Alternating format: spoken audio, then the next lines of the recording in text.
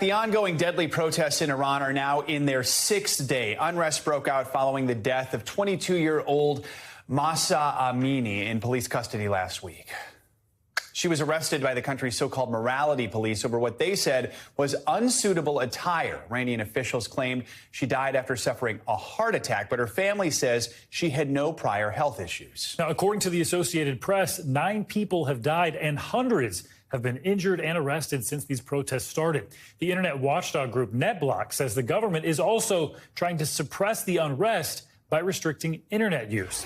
Tehran bureau chief and correspondent Ali Arouzi joins us now with more on this. Ali, NetBlocks is saying Iran's regime has curbed access to WhatsApp and Instagram, some of the last remaining social media platforms in the country. What's the latest on that? That's right, Steve. They have blocked WhatsApp, which is a very common app here for people to keep in touch with each other. And they've also blocked Instagram, which was the last major social media platform that people used here. I have to point out to you, there are about 80% of Iranians that do their business online, do it on Instagram. So that's a huge financial blow to these people. But they've done this so people can stop mobilizing with one another, so they stop uploading videos of the violence that's going on the streets, and to try and quell the situation. But it hasn't worked, Steve. I mean, last night was, again, the biggest night of protests in Iran. More people than the night before had come out. It was more violent than the days before, and the situation is getting increasingly more tense. The internet is not working very well here, and the fear is that if there is a complete internet blackout like there was in 2019, then the ensuing crackdown will be extraordinarily brutal. And we're getting the feeling now from the security agencies that patience has run out. As the crowds get bigger, as they spread to more cities, the more security forces they're sending out and the harsher they are acting to try and put this unrest down.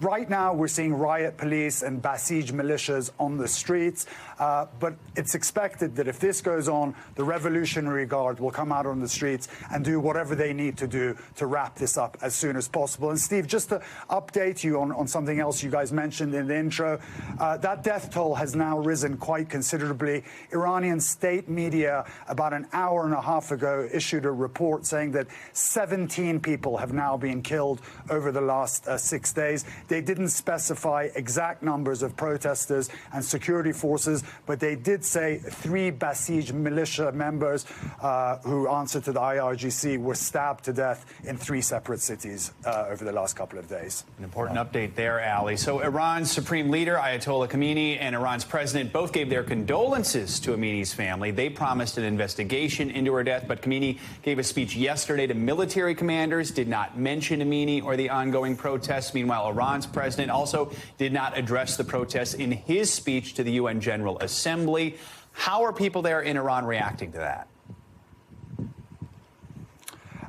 It's not particularly important to them. At the beginning, the Supreme Leader, Ayatollah Khamenei, didn't actually call Masha Amini's family. His representative went and visited the family and had a 2-hour meeting with them. The president called them, but it's done little to calm nerves. People don't really care about that. They're not really interested in any gestures from the leadership here. And I've got to tell you, they're not really interested in any comments by Joe Biden either. Joe Biden yesterday said that he was with the Iranian people, and the calls here are, we don't need Joe Biden's help. We just don't want him to help the regime. This is a very independent movement here, and it's leaderless, Joe. They're not calling for anybody to replace anybody, which makes it even a bigger threat for the regime. You'll continue watching these ongoing dynamics at play. Ali, thank you. Thanks for watching our YouTube channel. Follow today's top stories and breaking news by downloading the NBC News app.